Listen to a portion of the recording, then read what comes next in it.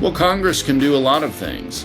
Let's start with the budget. First of all, they can use the budget to clear the backlog of cases by saying that anyone who's been found to be here illegally at any level, by an immigration officer, by a court, by anybody, has to return to their home country to appeal that ruling. That's something that Congress can do as part of the budget process to clear the case backlogs and save money. And they will save money. They'll save a lot of money. Congress can also use its appropriation power to make sure that the wall is completed. Building the wall with the manpower behind it that is determined to actually enforce our laws is a great way to make our border safe. Congress can also clear out a lot of the old court rulings. You'll hear names like Flores, which was imposed by one single judge in California, of course, all the way back in 1995 and modified several times to block the Department of Homeland Security from holding families more than 20 days. Well, when you're going through a detention process for millions of people,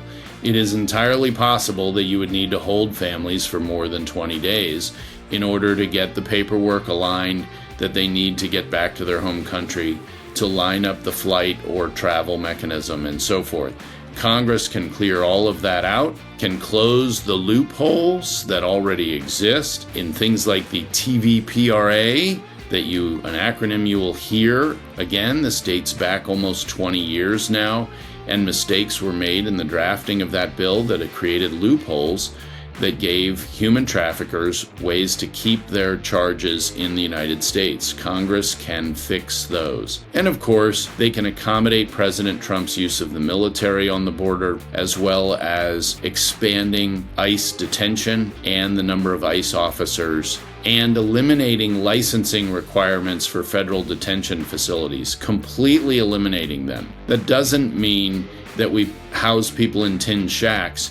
It means that states and federal agencies can't interfere with the immigration agencies rapidly standing up and taking down detention facilities where and for how long they're needed. That elimination of an impediment will go a long way to facilitating the mass deportation. And if Congress is really worried about it, they could sunset it at, say, 10 years. Nonetheless, that is a requirement that Congress should eliminate. If Congress does all these things in the first 2 years and uses their budget authority to clear the due process blocks out, President Trump will be able to start approaching his goal of removing 10 million illegal aliens over the next 4 years. It is possible with Congress's help. It's a massive logistical undertaking, it's a massive legal undertaking, and Congress has a big role to play, but it can be done.